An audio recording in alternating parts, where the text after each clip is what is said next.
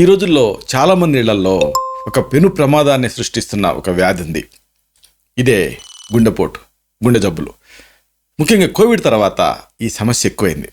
అప్పటి వరకు బాగానే ఉంటున్నారు, ఉన్నట్టుండి జిమ్ చేస్తున్నప్పుడు, లేకపోతే రన్నింగ్ చేస్తున్నప్పుడు, లేకపోతే స్విమ్మింగ్ చేస్తున్నప్పుడు, ఇలాగా ఏదన్నా ఒక యాక్టివిటీలో ఉన్నట్టుండి ఛాతి పట్టుకొని పడిపోతున్నారు, మళ్ళీ లేవట్లేదు. పెద్దవాళ్ళు అంటే అనుకోవచ్చు, కానీ యంగ్ ఏజ్లో ఈ సమస్యలు ఎక్కువ వస్తున్నాయి. దీనికి ముఖ్యమైన కారణం సరే కోవిడ్కి తీసుకున్నటువంటి వ్యాక్సిన్స్ ఇవన్నీ ఒక ఎత్తు అయితే, లైఫ్ స్టైల్ మరొక ముఖ్యమైనటువంటి విషయం.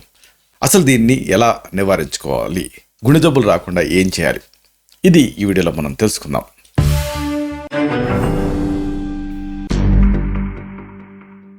మిత్రులారా నమస్కారం, నేను మీ డాక్టర్ చిరుమామిళ్ళ మురళీ మనోహర్. ఈ వీడియోలో మనం తెలుసుకోబోయేది చాలా ముఖ్యమైనది, అందరికీ అవసరమైంది. ఇదే హార్ట్ డిసీజెస్ని ఎలా ప్రివెంట్ చేసుకోవాలి, ఇది తెలుసుకుందాం. ఎందుకంటే చెప్పుకున్నాం కదా, యంగ్ ఏజ్లో అంటే కనీసం ఊహించనంత చిన్న ఏజ్లో, అంటే 25 నుంచి 30 ఏళ్ల మధ్యలోనే గుండెపోటుతోటి మరణించే వాళ్ళ సంఖ్య పెరుగుతూ ఉంది. ఇది క్రమంగా ఇంకా ఇంక్రీజ్ అవుతూ ఉంది. ఇది చాలా భయాందోళన కలిగించే విషయం. దీనికి ముఖ్యమైన కారణం ఏంటంటే, ఒకటి అధిక రక్తపోటు. నాకు ఉండబోయిందా అని అనుకుంటున్నారు, కానీ అధిక రక్తపోటు చాలా మందిలో ఉంది. అలాగే కొలెస్ట్రాల్, ఇది ఒక ముఖ్యమైన కారణం. అలాగే అతి ముఖ్యమైన కారణం ఏంటంటే స్మోకింగ్. వాళ్ళు తాగకపోయినా పక్కన ఉండేవాళ్ళు తాగినా కానీ, అంటే ప్యాసివ్ స్మోకింగ్ వల్ల కూడా ఈ గుండె జబ్బులు ఎక్కువ అవుతున్నాయి. కాబట్టి స్మోకింగ్ అనేది చాలా ప్రమాదం. స్మోక్ ఫ్రీ ఎన్విరాన్మెంట్ని క్రియేట్ చేయడం చాలా చాలా అవసరం.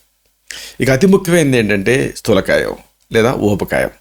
చూడండి, ఈ మామూలుగా డిజైర్డ్ వెయిట్ అంతా, అంటే height in centimetres -100 is the maximum weight in kilos అని చెబుతాం. ఉదాహరణకు మీరు ఒక 160 సెంటీమీటర్లు ఉన్నారు అనుకుందాం. దాంట్లో నుంచి 100 తీసేయండి, 60 అనేది ఆన్సర్ వస్తుంది. 60 కిలోలు ఉండాలి. కానీ ఎవరు కూడా ఈ డిజైర్డ్ వెయిట్లో ఉండట్లేదు, డెఫినెట్గా ఎక్కువనే ఉంటున్నారు. ఇది ఈ గుండెపోటుకి ఒక ముఖ్యమైన కారణం. ఇక షుగర్ సరే ప్రీ డయాబెటీసు ఇలాంటివన్నీ కూడా గుండెపోటుకి కారణాల కింద ఉంటున్నాయి. కాబట్టి వీటన్నిటిని రెక్టిఫై చేసుకోవాలి. అధిక రక్తపోటు, అధిక కొలెస్ట్రాల్, అలాగే అలవాట్లు స్మోకింగ్, అలాగే ఊబకాయం, ఇంకా షుగర్, ప్రీ డయాబెటీస్, ఇవన్నీ గుండెపోటుకి కారణాలు. కాబట్టి వీటిని వరుసగా సాల్వ్ చేసుకునే ప్రయత్నం చేయాలి. ప్రధానంగా అధిక రక్తపోటు ఒక సైలెంట్ కిల్లర్ అంటారు. దీన్ని తగ్గించుకోవటానికి మీరు పాటుపడాలి. అంటే తగిన జీవనశైలి, లైఫ్ స్టైల్ని ఎంచుకోవాలి. ఒకటి ఉప్పు అధిక రక్తపోటుకి ముఖ్యమైన కారణం. 30% కేసులో డైరెక్ట్గా దీనికి అధిక రక్తపోటుకి ఉప్పుకి సంబంధం ఉంటుంది. కాబట్టి ఉప్పుని రుచి కోసం వేసుకోవచ్చు, కానీ మనం ఏం చేస్తామంటే, ఒక మనిషి రోజుకి 12 గ్రాములు ఉప్పు తింటున్నాడు, కానీ 1 గ్రాము నుంచి 2 గ్రాములు, మహా అయితే 3 గ్రాములు సరిపోతుంది. కాబట్టి ఈ ఉప్పుని తగ్గించుకోండి. ఉప్పుని ఎలా తగ్గించుకోవాలి? ఉప్పుకు ఒక గుణం ఉంది. ఇదేమిటంటే, చాలామంది చేసే పొరపాటు, ముందే ఉప్పు వేసేస్తున్నారు కూరల్లో, వీటిలలో. అప్పుడు ఏమవుతుంది, ఆ ఉప్పు లోపలికి వెళ్ళిపోయి ఎంత తిన్నా కానీ చప్పగా ఉన్నట్టు అనిపించి ఇంకా వేసుకుంటున్నారు. నాలుగుకి ఒక లక్షణం ఉంటుంది. అదేమిటంటే, పైన ఉండేటటువంటి ఏదైనా ఒక రుచి అది ముందు నాలుక తగులుతుంది. నాలుక అదే ఫీలింగ్లో ఉంటుంది. కాబట్టి మీరు ఏం చేయాలంటే, ఉప్పు లేకుండా కూరలు వండి, అవసరం అనుకుంటే ఒక చిటికడు, అంటే బొట్టన వేలు చూపుడు వేలుతో ఉప్పు తీసుకొని పైన జల్లాలి.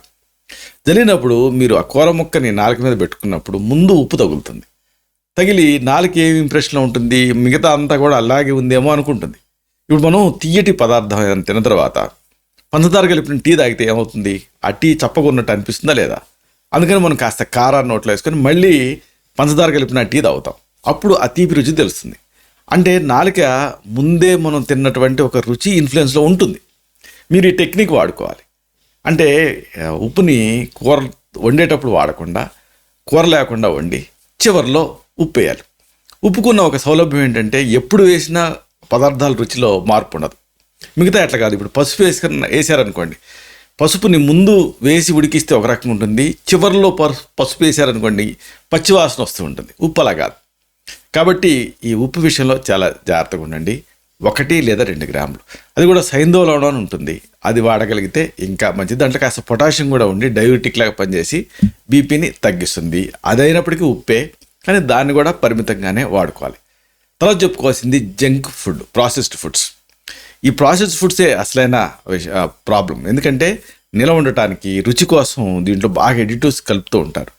దీని జోలికి పొరపాటును కూడా వెళ్ళకండి. ఏదైనా ఇంట్లోనే తయారు చేసుకోండి. ఇంట్లో తయారు చేసుకోమన్నాం కదా అని ఈ బయట ఫుడ్డే తెచ్చుకొని ఇంట్లో తయారు చేసుకుంటున్నారు. ఉదాహరణకు నూడిల్స్లు ఇలాంటివి, మళ్ళీ అది ప్రమాదం. ఇంట్లో మామూలుగా మన ట్రెడిషనల్గా ఉండేటటువంటి ఆహార పదార్థాలు, ఉదాహరణకు పెసల గుగ్గిళ్ళు, తర్వాత ఇలాంటివి మీరు తయారు చేసుకోవాలి. అలాగే అటుకులతో చేసిన పోహ, ఉప్మాలు ఇలాంటివి. ఇంకా అతి ముఖ్యమైనది కొలెస్ట్రాల్, ట్రైగ్లిజరైడ్స్, వీటిని అదుపులో ఉంచుకోవాలి. దీనికి ఒక సింపుల్ లెక్క ఏమిటంటే రోజుకి మనిషికి 20 ml ఈ ఫ్యాట్ అనేది అవసరం. అంటే నెలకి 1/2 లీటర్ అనేది అవసరం.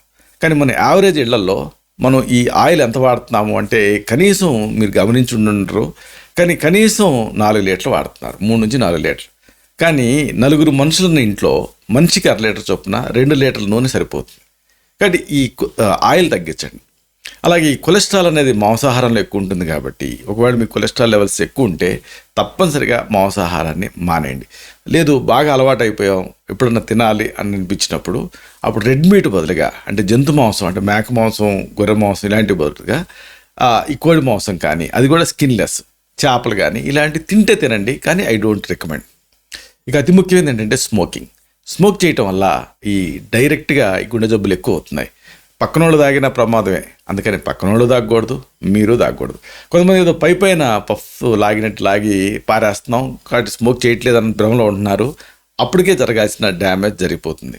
కాబట్టి స్మోకింగ్ని ఎట్టి పరిస్థితుల్లోనూ ఏ రూపంలో కూడా మీరు తీసుకోకండి. ఇక అతి ముఖ్యమైనది ఏంటంటే ఆల్కహాల్. ఈ రోజుల్లో ఆల్కహాల్ తీసుకోవడం అనేది చాలా కామన్ అయిపోయింది. 80 to 90% తీసుకుంటున్నారు. దీంతో ఆల్కహాల్ వల్ల ఆల్కహాలిక్ లివర్ వస్తుంది, అంటే ఫ్యాటీ లివర్ వస్తుంది. అక్కడి నుంచి ఆ ఫ్యాట్ అనేది రక్తంలో చేరి గుండె జబ్బులను కలిగిస్తూ ఉంది. కాబట్టి ఆల్కహాల్ని పొరపాటును కూడా తీసుకోకండి. నో. కొంతమంది ఏదో ఎనర్జీ డ్రింకులని, రెడ్ బుల్ అని, అది ఆల్కహాల్ కాదని, కొంతమంది డాక్టర్ గారు బీరే నేను తీసుకునేది ఆల్కహాల్ తీసుకోవట్లేదు అంటారు. అంటే హార్డ్ డ్రింక్స్ మాత్రమే ఆల్కహాల్ అనుకోకూడదు. ప్రతి దాంట్లోనూ ఆల్కహాల్ కంటెంట్ ఉంటుంది. దాంతో జరగాల్సిన డ్యామేజ్ జరుగుతూనే ఉంటుంది. అలాగే నివారణగా అతి ముఖ్యంగా మీకు చెప్పాల్సింది ఏంటంటే వాకింగ్ అనేది ఒకటే ఒక ఎక్సర్సైజ్, ద బెస్ట్ ఎక్సర్సైజ్. కాబట్టి పోస్ట్ ప్రాండియల్ వాకింగ్, తిన్న తర్వాత నడిస్తే 1 మీరు లావు ఎక్కరు, 2 షుగర్ లాంటిది ప్రీ డయాబెటీస్ ఉంటే కంట్రోల్ అవుతుంది.